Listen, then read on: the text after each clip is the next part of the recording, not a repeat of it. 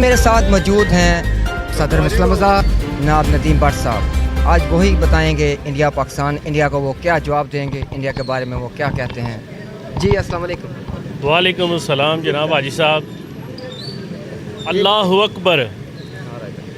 انشاءاللہ تعالی ہم بحیثیت مسلمان, ایک مسلمان 100 کافر سے بھاری ہے.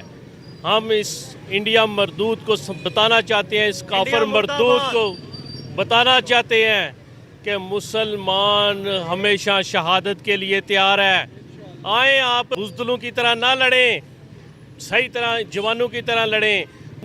پاکستان کی شہری آبادی کو ٹارگٹ نہ کریں, معصوم بچوں کو, معصوم عورتوں کو, معصوم لوگوں کو ٹارگٹ نہ کریں. آئیں بارڈر پہ, آپ کو منہ کی کھانا پڑے گی. ہم نے آپ کے جہازوں کو فاش کیا ہے, ہم نے آپ کے منہ کھٹے کیے ہیں.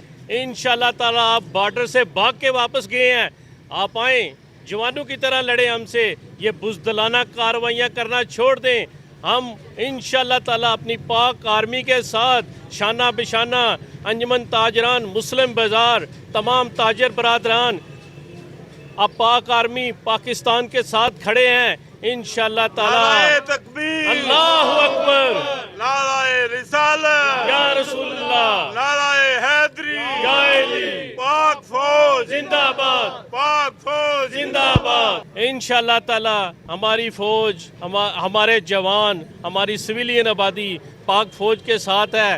ہماری آرمی جہاں حکم کرے گی, ہمیں بارڈروں کا کہے گی, ہمارا تن من جن سب کچھ اس ملک کے لیے قربان ہے. آپ آئیں, جرت کریں, جوانوں کی طرح لڑیں. یہ بزدلانہ کارروائیاں ختم کریں, بزدلانہ کارروائیاں نہ کریں.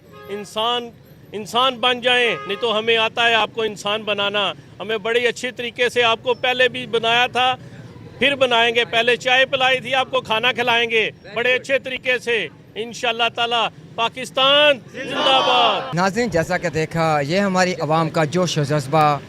آپ دیکھ رہے ہیں پاک نیوز, پاکستان کی آواز.